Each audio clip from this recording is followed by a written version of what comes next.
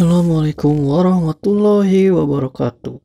Kembali lagi di channel Enigma CPNS, solusi soal-soal CPNS. Pada video kali ini, Enigma CPNS akan membahas mengenai soal-soal SKB CPNS, khususnya di bidang SKB kearsipan. Soal-soal SKB yang sering keluar di tahun lalu. Oleh karena itu, tonton terus video ini sampai selesai. Sebelum kita masuk ke soal dan jawaban, jangan lupa untuk terus dukung channel Enigma CPNS dengan cara klik tombol like dan subscribe agar channel ini semakin berkembang. Oke, langsung saja kita masuk ke soal yang pertama.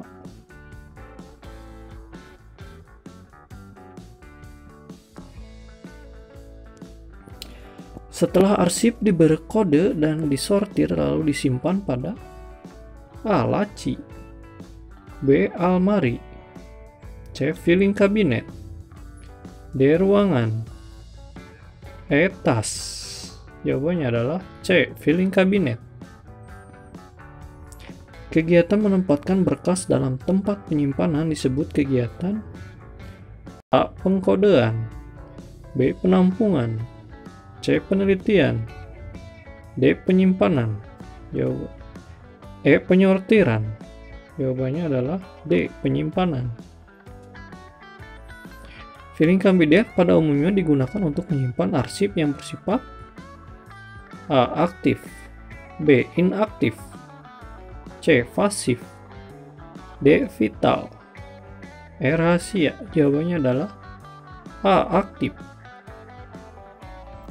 Dalam bahasa Jerman, arsip yang berarti warkat disebut A. Velum, B.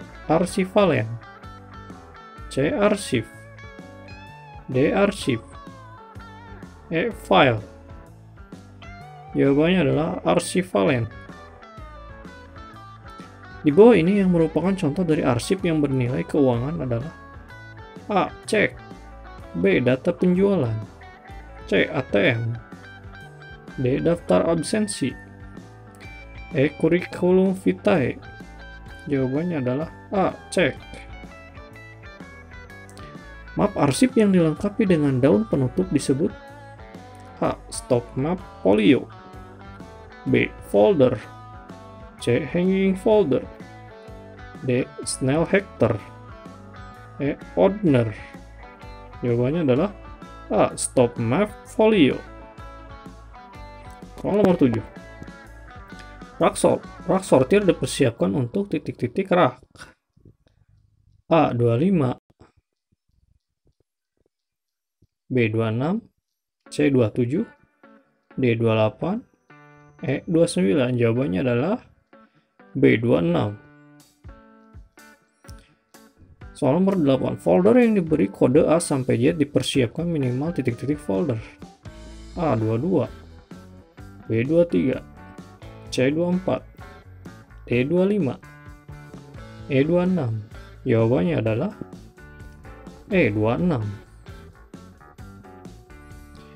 Soal nomor 9, berikut yang bukan prosedur penyimpanan arsip sistem abjad adalah A. Penampungan, B. Penelitian, C. Penandatanganan, D. Pengindekan, E. Pengkodean.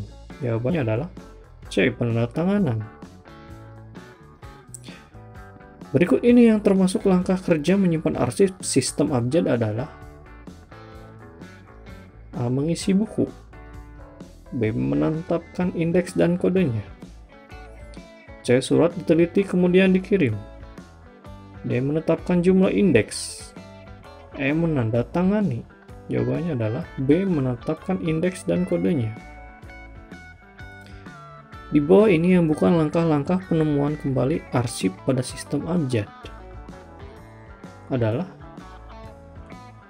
A. Meneliti arsip yang diminta atau yang akan dicari dan ditemukan kodenya, B. Menuju tempat penyimpanan, C. Mengambil arsip yang diminta, D. Mengisi buku kas kecil, E. Mengisi bon peminjam. Jawabannya adalah D. Mengisi buku kas kecil.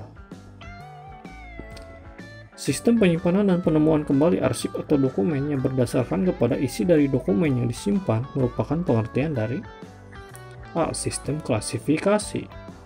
B. Sistem subjek atau pokok. C. Sistem kronologi. D. Sistem wilayah. E. Sistem nama. Jawabannya adalah B. Sistem subjek atau pokok. Soal nomor 13. Pola klasifikasi dalam daftar klasifikasi disusun secara A. Vertikal. B. Horizontal. C. Berjenjang. D. Diagonal. E. Vertikal berjenjang. Jawabannya adalah C. Berjenjang. Soal nomor 14. Berikut ini yang bukan cara menggunakan klasifikasi adalah A. Dikumpulkan masalah yang tidak menonjol. B. Memahami perincian pertama, kedua, dan ketiga. C. Tiap kode merupakan bagian dan subordinal dari kode di atasnya. D. Memahami masalah yang terkandung dari sudut pandang nama masalah.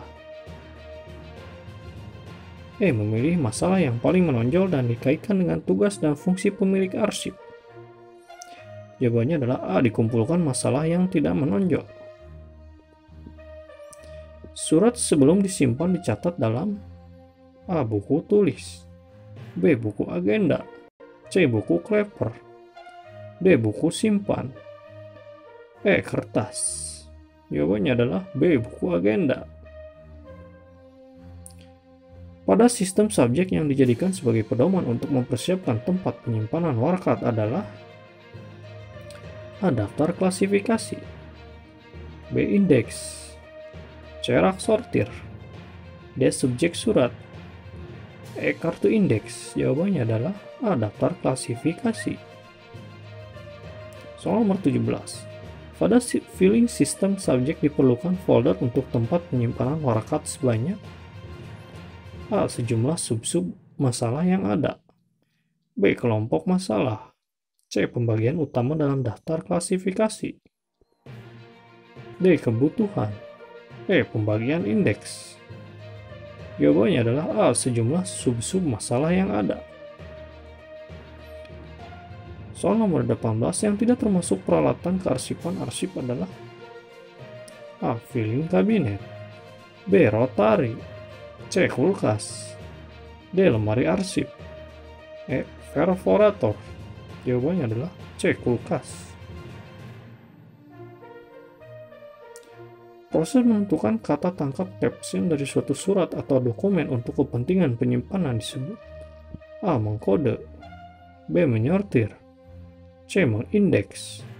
D. Menyimpan. E. Memeriksa. Jawabannya adalah C. Mengindeks. Soal nomor 20. Perhatikan langkah-langkah berikut. I. Mengindeks arsip yang akan dipinjam. Keduanya menuju tempat penyimpanan.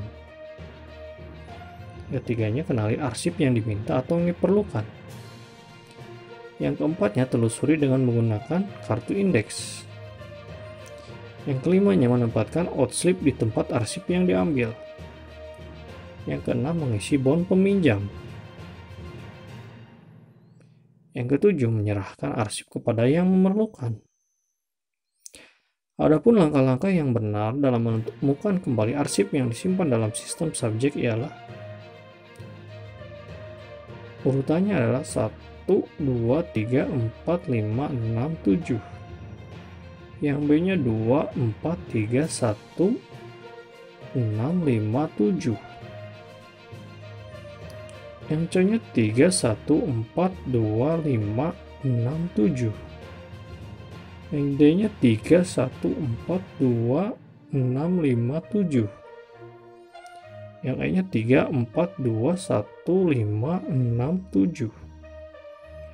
Jawabannya adalah yang D. 3, 1, 4, 2, 6, 5, 7.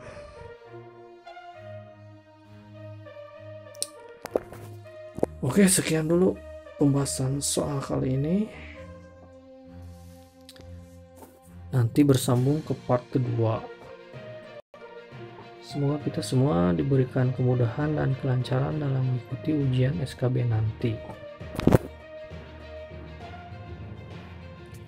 tips dari Enigma CPNS. Jangan lengah, teruslah belajar karena pesaing Anda juga terus belajar. Jadi tiap hari kita harus belajar ya. Jangan ada hari tanpa belajar. Tiada hari tanpa belajar. Teruslah berdoa karena pesaing Anda juga terus berdoa. Jadi dalam setiap kesempatan kita harus terus berdoa ya, dalam sholat, dalam beribadah, dalam sujud kita, dalam sholat kita harus terus berdoa. Karena pesaing Anda juga terus berdoa. Tingkatkan ibadah, jauhi maksiat, karena doa yang diterima Allah adalah doa orang yang paling sedikit dosanya. Jadi ibadah kita harus ditambah dari ibadah yang wajib ditambah dengan ibadah yang sunnah. Kemudian kita juga harus mengurangi dosa, karena doa yang diterima adalah doa orang yang paling sedikit dosanya. Semoga sukses dan jadi PNS. Akhir kata, wassalamualaikum warahmatullahi wabarakatuh, dan sampai jumpa di video berikutnya.